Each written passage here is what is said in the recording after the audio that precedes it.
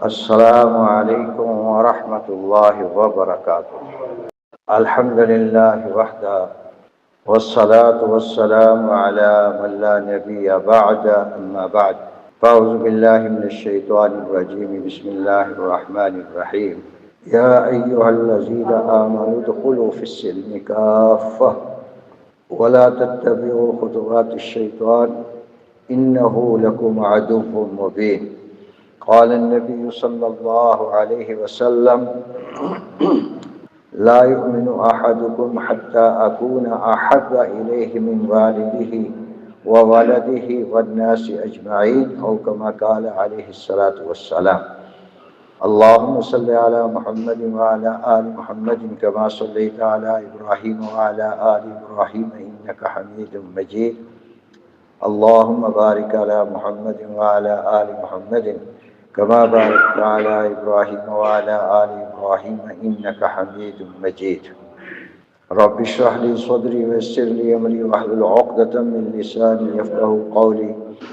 رب زدني علما والحقني بالصالحين سبحانك لا علم لنا إلا ما علمتنا إنك أنت العليم الحكيم۔ يا رب صل وسلم دائما أبدا على حبيبك خير الخلق كلهم هو الحبيب الذي ترجى شفاعته لكل حول من الأحوال مقتحم۔ اللہ جل جلالہ بہت ہی عظیم اور بڑی ذات ہے، اور جس انسان نے اللہ کی عظمت، اللہ کی کبریائی کو جان لیا، پہچان لیا، وہ شخص ایک لمحہ سے پہلے اللہ کے سامنے ایسا جھکا ہے کہ اپنے آپ پر پابندی لگائی کہ جب تک میرے اس معمولی سی غلطی پر آسمان سے اللہ جل جلالہ اپنی مغفرت کا پیغام، بخشش کا پیغام نہیں بھیج دیتے، تب تک میں یہاں سے ٹلنے کا نہیں۔ احادیث میں آتا ہے کہ جناب رسول اللہ صلی اللہ علیہ وآلہ وسلم غزوہ خندق سے فارغ ہو کر گھر پہنچے۔ امی جان سیدہ ام سلمہ رضی اللہ تعالی عنہا کے پاس تھے، ان کے گھر میں غسل فرما کر نکلے ہیں تو حضرت جبرائیل علیہ السلام پہنچ گئے۔ انہوں نے عرض کیا حضرت آپ نے ہتھیار اتار دیے؟ فرشتوں نے ابھی تک ہتھیار نہیں اتارے، اللہ کا حکم ہی نہیں آیا کہ ہتھیار اتار دیں، آپ نے ہتھیار اتار دیے؟ ابھی آپ کے لیے اللہ کا پیغام یہ ہے کہ ابھی آپ نے بنو قریظہ کا محاصرہ کرنا ہے، جنہوں نے خندق کے معرکے میں آپ کو سب سے زیادہ پریشان کیا ہے۔ اللہ کا حکم ہے کہ ابھی ان کا محاصرہ کرنا ہے۔ رسول اللہ صلی اللہ علیہ وآلہ وسلم نے اسی لمحہ سیدنا علی رضی اللہ تعالیٰ عنہ کو جھنڈا عطا فرما کے حکم فرمایا کہ لا یصلین احدکم العصر الا بنی قریظہ، عصر کی نماز بنی قریظہ میں جا کے ادا کرنی ہے، اس سے پہلے نہیں پڑھنی۔ اور حضرت جبرائیل حدیث میں آتا ہے یہ عرض کرنے کے بعد خود عرض کیا کہ میں آپ سے پہلے جا رہا ہوں بنو قریظہ، تاکہ ان کے قلعوں کے اندر زلزلہ پیدا کروں اور ان کے دلوں میں رعب پیدا کروں، اور یہ کہہ کر، یہ پیغام دے کر رسول اللہ صلی اللہ علیہ وسلم سے حضرت جبرائیل علیہ السلام فرشتوں کے جلوں میں روانہ ہو گئے۔ بعد میں سیدنا علی رضی اللہ عنہ بھی روانہ ہو گئے، اور خود رسول اللہ صلی اللہ علیہ وسلم بھی انصار و مہاجرین کے ایک گروہ کے ہمراہ وہاں پہنچے۔ جب حضرت علی رضی اللہ عنہ پہنچے ہیں تو بنو قریظہ نے رسول پاک صلی اللہ علیہ وسلم پر گالیوں کی بچھاڑ کر دی، بہت گالیاں نکالی۔ حضرت صلی اللہ علیہ وسلم بھی پہنچ گئے۔ نبی پاک صلی اللہ علیہ وسلم وہاں ایک کنواں تھا جس کا نام انا تھا، وہاں قیام فرمایا اور جب وہاں قیام فرمایا تو حضرت علی رضی اللہ تعالی عنہ کے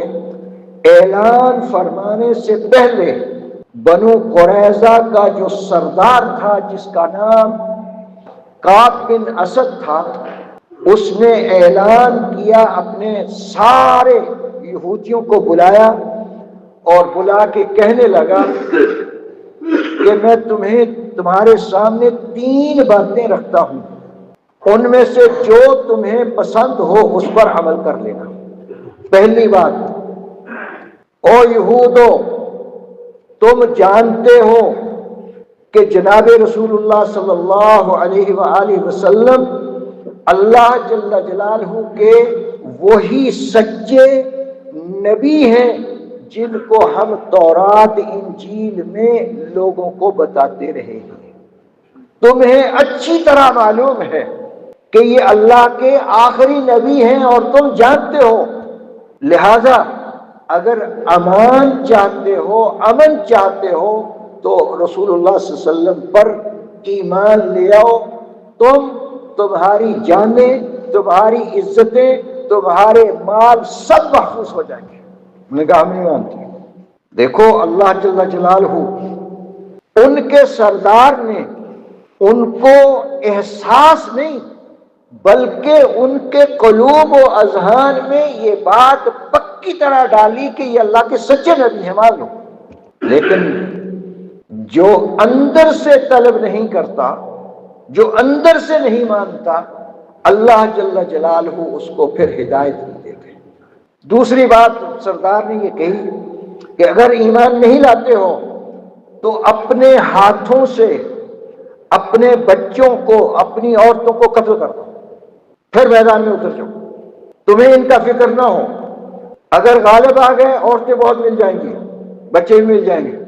اگر مارے گئے تو پھر فکر ہی نہیں ہوگا۔ انہوں نے کہا ہم نہیں مانتے، ان کا قصور کیا بچوں کا عورتوں کا، ہم نہیں مانتے۔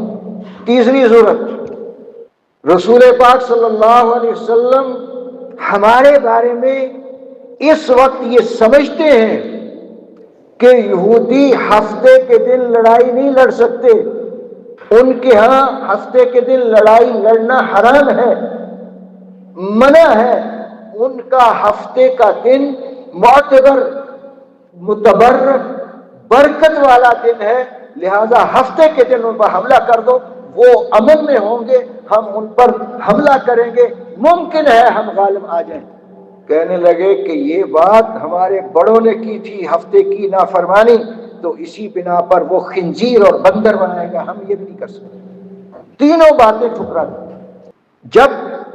انہوں نے تینوں باتوں سے انکار کیا کہ نبی صلی اللہ علیہ وسلم کو نبی بھی نہیں ماننا، ایمان بھی نہیں لانا، جبکہ جانتے تھے، اللہ قرآن میں دوسرے پارے میں ارشاد فرما رہے ہیں یعرفونہ کما یعرفون ابناءہم، وہ نبی پاک صلی اللہ علیہ وسلم کو اس انداز سے جانتے تھے جیسے اپنے حقیقی بیٹے کو پہچانا جاتا ہے۔ اپنے بیٹے کو بھولتا ہے؟ کوئی بھول نہیں سکتا۔ اس طرح رسول اللہ صلی اللہ علیہ وسلم کے بارے میں انہیں یقین تھا کہ یہ اللہ کے سچے نبی ہیں، پکے آخری نبی، خاتم النبیین یہی ہے، ان کے علاوہ کوئی نہیں۔ تو حضرت علی رضی اللہ عنہ نے 2-4 دن محاصرے کے بعد اعلان فرمایا کہ آج اللہ کی رحمت سے میں ایسا حملہ کروں گا، یا تو میں اپنے چچا حضرت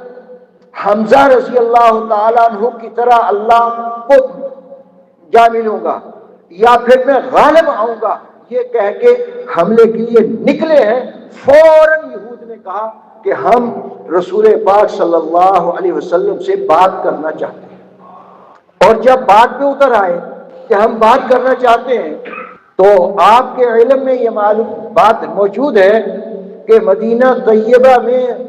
انصار مدینہ کے 2 گروہ خزرج اور اوس تھے۔ خزرج اور اوس یہ دونوں ایک ہی دادے کی اولاد تھے۔ تو خزرج حلیف تھے بنو قینقاع کے، اور اوس حلیف تھے بنو قریظہ کے۔ تو اوس رسول پاک صلی اللہ علیہ وسلم سے درخواست کرنے لگے کہ حضرت جیسے آپ نے بنو خزرج کی بات مان کر بنو قینقاع کے ساتھ معاملہ فرمایا، ایسے ہی کوئی معاملہ بنو قریظہ کے ساتھ بھی فرما لے۔ نبی پاک صلی اللہ علیہ وسلم نے ارشاد فرمایا، کیا تم اس بات پر راضی نہیں ہو کہ تمہارے میں سے ہی ایک آدمی ان کا فیصلہ کر دے، جو فیصلہ کرے گا میں اس کا پابند ہوں گا۔ اوس بڑے خوش ہوئے کہ ہمارا آدمی، ٹھیک ہے، جب ہمارا آدمی ہوگا تو ہمارے ان کے ساتھ حلیفانہ تعلقات ہیں اور وہ بہت ہی احسن عمدہ فیصلہ فرمائے گا۔ انہوں نے کہا جی ہم راضی۔ رسول اللہ صلی اللہ علیہ وسلم نے قبیلہ اوس کے سردار حضرت سعد بن معاذ رضی اللہ تعالی عنہ، جو خندق میں بازو میں تیر لگنے کی وجہ سے زخمی تھے، ان کا خیمہ رسول اللہ صلی اللہ علیہ وسلم نے مسجد نبوی کے اندر لگایا تھا تاکہ ان کی عیادت کرنا آسان ہو۔ وہ مدینہ منورہ مسجد نبوی میں ہی موجود تھے، تو رسول اللہ صلی اللہ علیہ وسلم نے پیغام بھیجا کہ سعد بن معاذ رضی اللہ عنہ کو لے کے آؤ۔ چنانچہ وہ ایک گدھے پر سوار ہو کر، حمار کا لفظ حدیث میں آتا ہے، ایک گدھے پر، کیونکہ 3 سواریاں ہوتی تھیں، گدھا ہوتا تھا، گھوڑا ہوتا تھا، اونٹ ہوتا تھا، کھچر، بس گدھے پر سوار ہو کر وہاں پہنچے تو اوس جلدی سے نبی پاک صلی اللہ علیہ وسلم سے پہلے حضرت سعد بن معاذ رضی اللہ عنہ کے گرد جمع ہو گئے اور جمع ہو کے عرض کرنے لگے، دیکھو رسول اللہ صلی اللہ علیہ وسلم نے یہ تمہیں حکم بنایا ہے، تمہیں فیصلہ کرنے والا بنایا ہے، تم اپنے حلیفوں کے ساتھ عمدہ اور بہتر معاملے کا فیصلہ کرنا۔ حضرت خاموش، کوئی لفظ نہیں بولے، کچھ نہیں بولے۔ اور اس کے بعد حضرت معاذ رضی اللہ تعالیٰ عنہ آگے بڑھے تو رسول اللہ صلی اللہ علیہ وسلم نے ارشاد فرمایا کہ معاذ جب آگے بڑھے ہیں تو یہاں ایک اور بات بھی پیش آئی، آگے بڑھے ہیں تو رسول اللہ صلی اللہ علیہ وسلم کے پاس پہنچے ہیں تو رسول اللہ صلی اللہ علیہ وسلم نے فرمایا، قوموا لسیدکم، اپنے سردار کے لیے کھڑے ہو جاؤ، استقبال کرو۔ اس سے یہ سمجھ میں آتا ہے اگر کوئی بڑا آدمی اور اس میں شریعت کا لحاظ رکھتے ہوئے ان کے ادب احترام میں کھڑا ہو جائے تو اس میں کوئی حرج کی بات نہیں۔ اور بنو قریظہ نے ایک مزید یہ بات کی کہ حضرت ہمارے جو حلیفوں میں ہمارے حلیف ہیں ان میں ابو لبابہ کو ہمارے پاس بھیج دیا جائے، وہ ہمارے حلیف ہیں، ان کے بچے، ان کے باغات، ان کے زمینیں ہمارے علاقے میں ہیں، ان سے ہم مشورہ کرنا چاہتے ہیں۔ حضرت ابو لبابہ بن منذر رضی اللہ تعالی عنہ کو حضور صلی اللہ علیہ وسلم نے ان کے پاس بھیج دیا۔ جب ان کے پاس بھیجا، انہوں نے کہا کہ کیا ہم رسول پاک صلی اللہ علیہ وسلم کے فیصلے کو مان لیں؟ جو فیصلہ کریں، اپنے ہتھیار چھوڑ دیں؟ انہوں نے کہا بالکل چھوڑ دو، اسی میں خیر ہے۔ ساتھ ہی جو اصل شروع میں نے جملے بولے تھے کہ جو اللہ کی عظمت، اللہ کی کبریائی کو پہچان لیتے ہیں، جب ان سے کوئی معمولی سی ایسی بات ہو جاتی ہے جو اللہ اور اللہ کے نبی صلی اللہ علیہ وسلم کے معاملے کے خلاف ہو، فوراً اللہ کی طرف متوجہ ہوتے ہیں کہ اللہ جب تک آپ فیصلہ نہیں فرمائیں گے تب تک میں اسی حال میں رہوں گا، کچھ بھی ہو جائے میں ایسے ہی رہوں گا۔ تو حضرت ابو لبابہ بن منذر رضی اللہ تعالیٰ عنہ نے جب یہ کہا کہ فیصلہ مان لو اور ساتھ ہی اپنے گلے کی طرف اشارہ کیا کہ قتل کیے جاؤ گے، جو ہی گلے کی طرف اشارہ کیا فوراً تنبیہ ہوئی، اندر ضمیر نے جھنجھوڑا کہ آپ نے اللہ جل جلالہ اور رسول پاک صلی اللہ علیہ وسلم کے ساتھ خیانت کر لی ہے۔ وہاں سے فوراً نکلے، نبی پاک صلی اللہ علیہ وسلم کی خدمت میں نہیں آئے، سیدھے مسجد نبوی میں پہنچے۔ مسجد نبوی میں پہنچ کر وہاں ایک ستون کے ساتھ اپنے آپ کو باندھ لیا اور قسم کھا لی کہ جب تک اللہ معافی نہیں فرمائیں گے نبی پاک صلی اللہ علیہ وآلہ وسلم اپنے دست مبارک سے نہیں کھولیں گے، میں کسی اور کے کھولنے سے کھلوں گا نہیں۔ مدینے جانا ہے، ہالیڈے کے کیا تھا، عمرہ کرو گے، اونچی کہو گے حاجی کرو گے۔ اللہ آپ کو مدینہ طیبہ حاضری مقبول بار بار نصیب فرمائے۔ وہاں ریاض الجنہ کے اندر جو ستون ہیں ان ستونوں پر لکھا ہوا ہے استوانہ حنانہ، استوانہ ابو لبابہ، استوانہ عائشہ، استوانہ حفص۔ ہر ستون پر جو رسول اللہ صلی اللہ علیہ وسلم کے زمانہ مبارک میں ان ستونوں کے جگہ پر ہوا کرتا تھا وہی نشاندہی کی ہوئی ہے کہ یہ استوانہ کہتے ہیں ستون کو، جیسے یہ مسجد کے ستون ہے، اس ستون کے ساتھ ابو لعابہ ابن منذر رضی اللہ تعالیٰ عنہ نے اپنے آپ کو باندھا تھا۔ اور یہاں رسول اللہ صلی اللہ علیہ وسلم کا جو حفاظتی دستہ ہوتا تھا وہ استوانہ حرس پہ ہوتا تھا، اور یہاں اما عائشہ رضی اللہ تعالی عنہا نماز ادا فرمایا کرتی تھی، استوانہ عائشہ وہاں لکھا ہوا ہے، ہر ایک کا الگ الگ لکھا ہوا۔ تو رسول پاک صلی اللہ علیہ وسلم نے جب دیکھا کہ ابو لبابہ آئے نہیں، وہ انتظار کرتے رہے، آئے نہیں، اتنے میں سعد رضی اللہ عنہ بھی پہنچ چکے تھے۔ تو رسول پاک صلی اللہ علیہ وسلم کو ساری تفاصیل معلوم ہوئی کہ ابو لبابہ ابن منذر وہ تو ایسی حرکت کر بیٹھے کہ انہوں نے گلے کی طرف اشارہ کر کے ان یہودیوں کو بتا دیا کہ قتل کیے جاؤ گے، اور فوراً اندر سے ملامت ہوئی اور وہ مسجد نبوی میں جا کے ستون کے ساتھ اپنے آپ کو باندھ لیا ہے۔ رسول اللہ صلی اللہ علیہ وسلم نے ارشاد فرمایا کاش وہ میرے پاس آتے ہیں، میں اللہ سے ان کے لیے بخشش کی دعا کرتا، اللہ معاف فرما دیتے۔ اب میں کچھ نہیں کر سکتا، اب اللہ ہی کرے گا، اب اللہ کا معاملہ ہے، اب اللہ نے کرنا، میں نے کچھ نہیں کرنا۔ تو جب حضرت علی رضی اللہ عنہ نے دھمکی دی تو انہوں نے اپنے آپ کو رسول پاک صلی اللہ علیہ وسلم کے فیصلے پر رضامندی کا اظہار فرمایا کہ جو آقا فیصلہ فرمائیں گے۔ حضرت سعد بن معاذ رضی اللہ تعالیٰ عنہ کو جب اوس نے تنہائی میں یہ بات کہی کہ دیکھو حسن سلوک کا ہمارے حلیف ہیں، ان کے ساتھ اچھا کوئی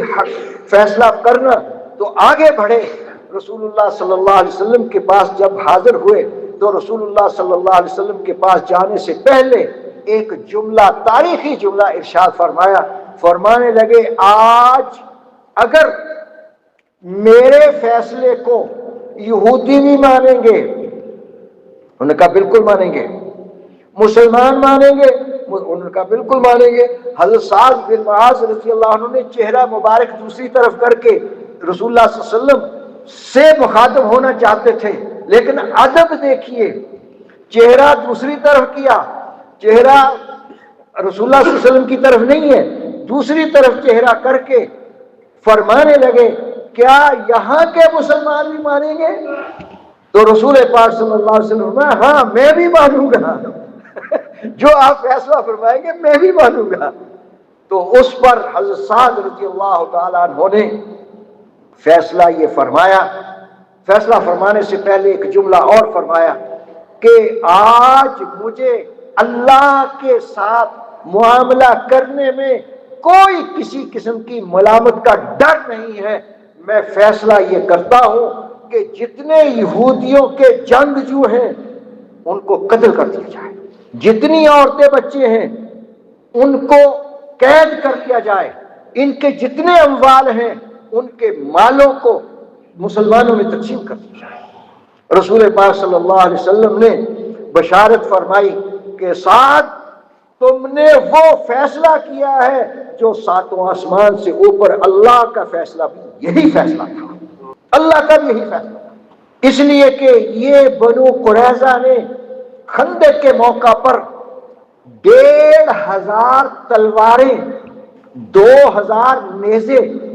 مسلمانوں کے خلاف غیر مسلموں کو، کافروں کو،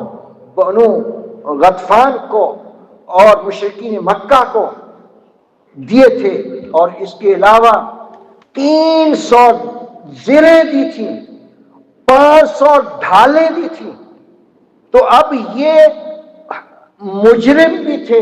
ملزم بھی تھے، اور رسول پاک صلی اللہ علیہ وسلم کے خلاف ساری کاروائی کرنے والے تھے، اس لیے یہی ان کا فیصلہ آپ نے ٹھیک کیا۔ تو رسول اللہ صلی اللہ علیہ وسلم نے فرمایا وہ بچے جن کے زیر ناف بال نہیں ہیں ان کو قتل نہیں کرنا، جوان ہو ان کو قتل بھی نہیں کرنا، ان کو قیدی بھی نہیں بنانا۔ تو ان میں صرف ایک عطیہ قرضی وہ نکلے، ان کو الگ کر کے باقی جتنے بھی تھے ان کی ہاتھ پیچھے باندھ کر مدینہ منورہ ایک گھر میں ان کو رکھا گیا، اور پھر مدینہ منورہ کے بازار میں خندقیں کھدوا کے 2-2 3-3 کو بلایا جاتا تھا اور ان کی گردنیں ماری جاتی تھیں۔ تو بقیہ جو یہود تھے انہوں نے اپنے سردار سے یہ بات کہی کہ ہو کیا رہا ہے؟ انہوں نے کہا تم نہیں جانتے ہو پکارنے والا ہم میں سے پکارے جا رہا ہے، فلاں کو بلاؤ، اور جو جا رہا ہے وہ واپس نہیں پلٹ رہا، قتل کیے جا رہے ہیں۔ تو رسول پاک صلی اللہ علیہ وسلم نے 70 ان کے جنگجو تھے ان کو وہاں قتل کیا، خندقوں کے اندر ان کو وہاں دفن کیا۔ قتل کرنے کے بعد پھر بنو نذیر کا جو سردار تھا جس کا نام حیی ابن اخطب تھا،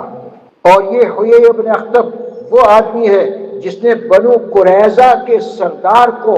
رسول پاک صلی اللہ علیہ وسلم کے خلاف اکسایا تھا، وہ مان نہیں رہا تھا۔ اس نے کہا ہمارا معاہدہ ہو چکا رسول اللہ صلی اللہ علیہ وسلم سے، اور رسول اللہ صلی اللہ علیہ وسلم کبھی معاہدے کی خلاف ورزی نہیں کرتے، ہم نے بھی نہیں کرنی۔ انہوں نے کہا کر کے تو دیکھو، اس وقت مسلمان مٹھی بھر ہیں، ہم بنو غطفان آ رہے ہیں، مشرکین مکہ آ رہے ہیں، 10,000 کا لشکر، اندر سے تم غداری کرو گے، باہر سے وہ حملہ کریں گے، مسلمان بیچ میں کچل دیے جائیں گے، تو پھر ہماری ہی حکومت ہوگی۔ اس کے کہنے پر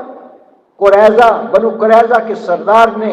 حیی ابن اخطب کے کہنے پر اس کی بات کو مانا اور رسول پاک صلی اللہ علیہ وسلم کے خلاف غداری کی، تو اس کی سزا پھر اللہ نے دی تھی۔ جب یہ بھی ساتھ ہی ان کے پکڑا گیا حیی ابن اخطب، اور اللہ کی شان دیکھو، یہ حیی ابن اخطب ہے اور اس کی بیٹی ہے جس کا نام احادیث میں زینب ہے، اور ہمارے جتنی بھی سیرت کی کتابیں ہیں ان کے اندر صفیہ نام لکھا ہوا ہے، اور یہ قیدی ہو کے آئی ہے، سردار کی بیٹی تھی، اور یہ قیدی جب ہو کے آئی ہے تو رسول پاک صلی اللہ علیہ وسلم نے اس سے ایک بات ارشاد فرمائی کہ اگر تو یہ پسند کرے کہ میں تمہیں اپنے پاس لے لوں اور تمہیں آزاد کر کے آپ سے نکاح کر لوں، تمہیں منظور؟ انہوں نے کہا جی بالکل منظور ہے۔ باپ رسول پاک صلی اللہ علیہ وسلم کا جانی دشمن، ایمانی دشمن، عزت کا دشمن، ہر چیز کا دشمن، اور اس کی بیٹی کے ساتھ رسول اللہ صلی اللہ علیہ وسلم کیا معاملہ فرما رہے ہیں؟ وہ ام المومنین بنی ہیں، اس لیے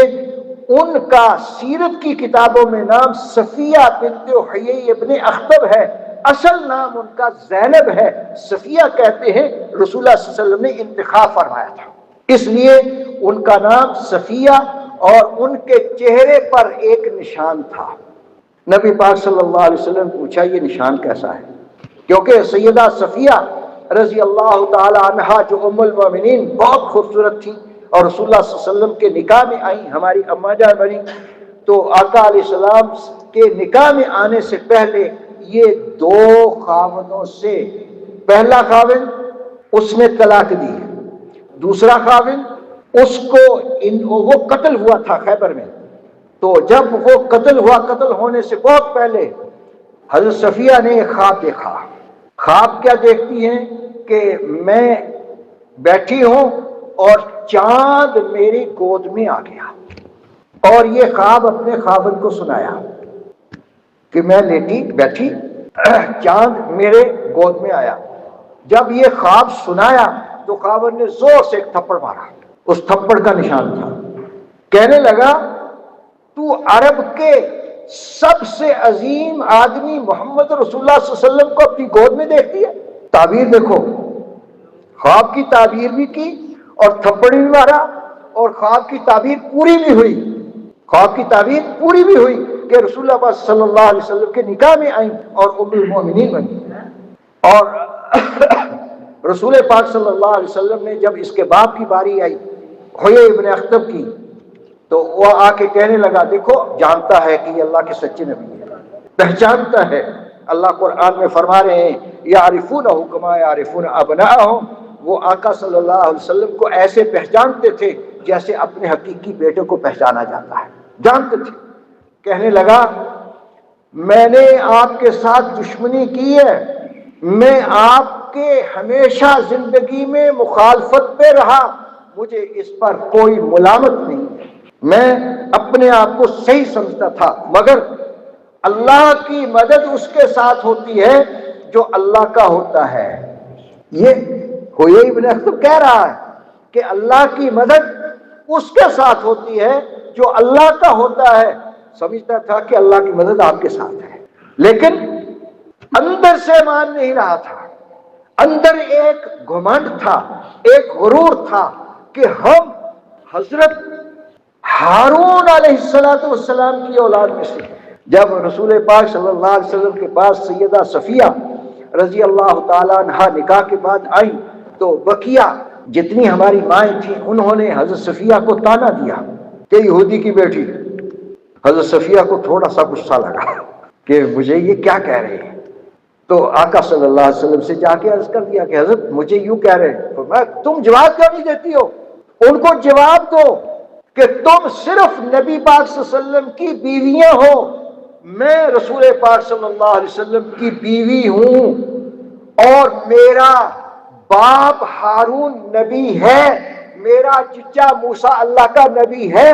میری نسبت 3 نبیوں سے ہے، تمہاری نسبت 1 نبی سے۔ رسول اللہ صلی اللہ علیہ وسلم نے دیکھو حکمت ہے، حکمت سے ان کو ارشاد فرمایا جواب کیوں نہیں، یہ جواب دو ان کو کہ ان کا تعلق ایک نبی صلی اللہ علیہ وسلم سے، لیکن آپ کا تعلق اس نبی سے بھی جن کا ان کا ہے، اور آپ ہارون علیہ السلام کی بیٹی ہو کیونکہ اسی نسل سے ہو، اور موسیٰ علیہ السلام تمہارے چچا ہیں، 2-3 نبیوں کے درمیان ہو۔ اور پھر بہت سارے واقعات، لیکن میں چونکہ دیکھ رہا ہوں جو اسٹائمنٹ ہو، تو بہرحال یہ ابو لبابہ بن منذر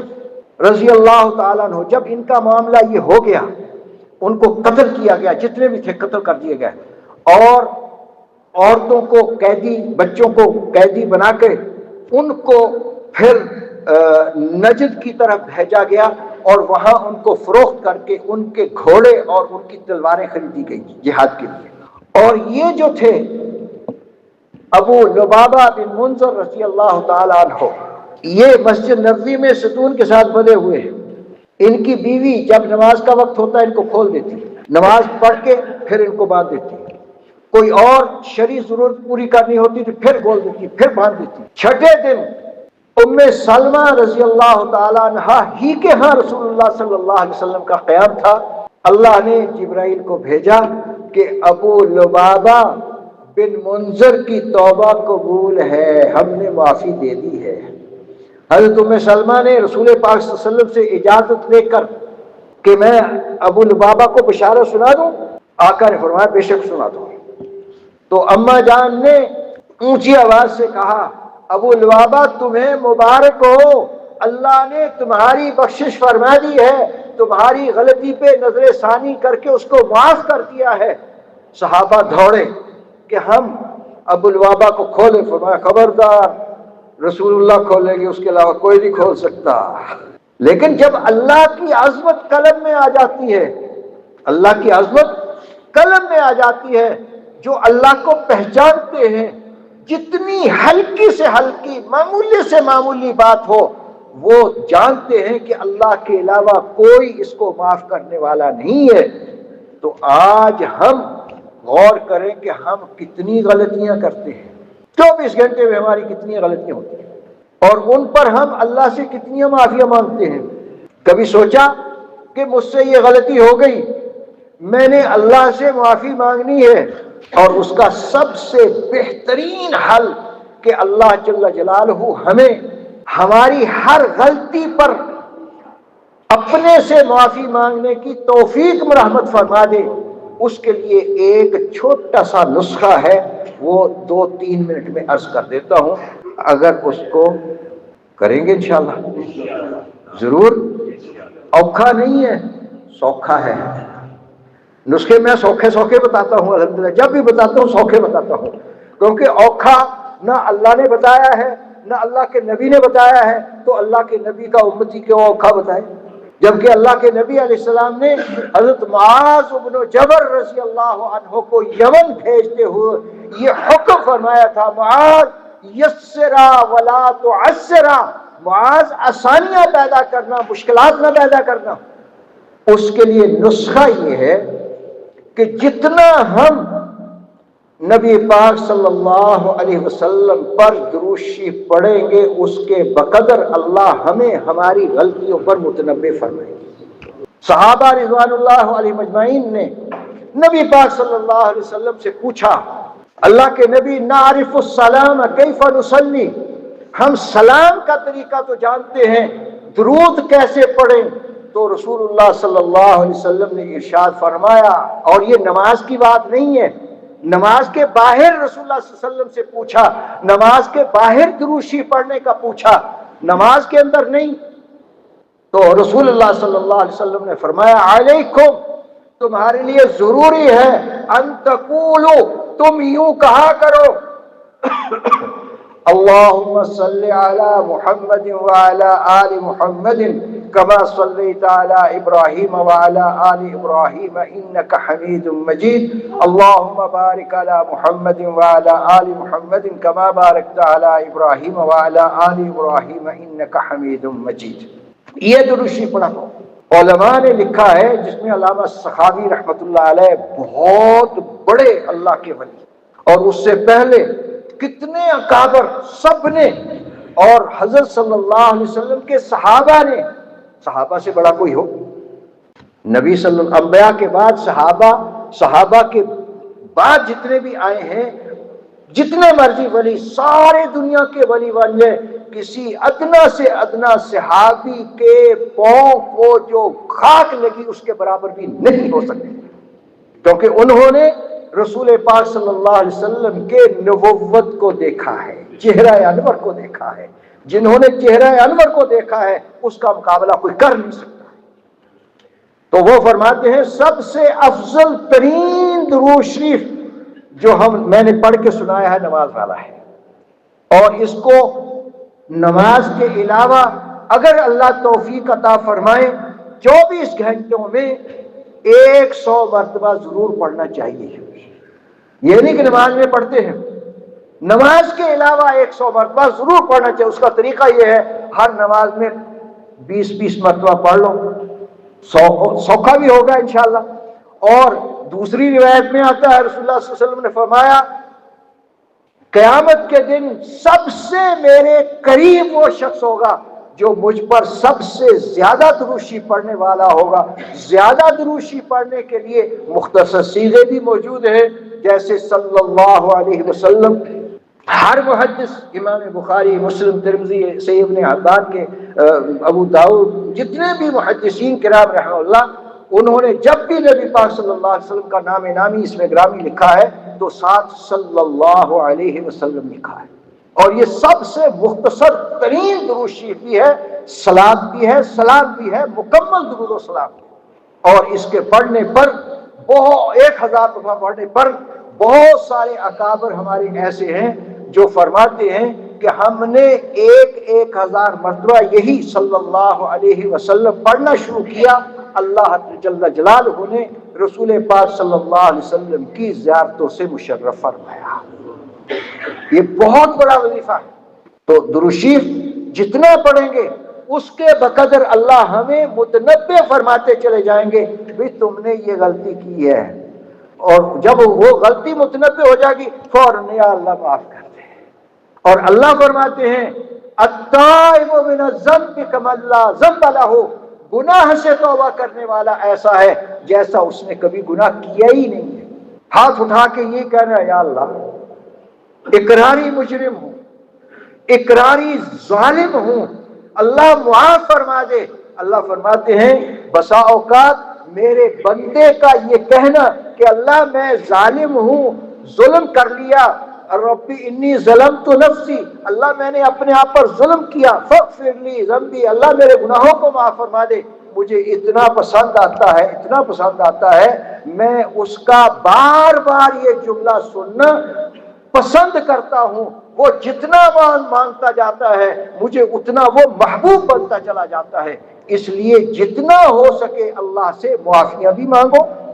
اور اللہ جل جلالہ کے نبی صلی اللہ علیہ وسلم پر درود شریف بھی کثرت سے پڑھو۔ جتنا کثرت سے پڑھیں گے ہر غلطی پر اللہ ہمیں متنبہ فرماتے چلے جائیں گے، تم نے یہ غلطی کی، معمولی سی بات ہوئی فوراً دل میں آیا یا اللہ غلط ہو گیا، جیسے ابو لبابہ ابن منذر رضی اللہ عنہ نے صرف انگلی کا اشارہ کیا تو اللہ نے پھر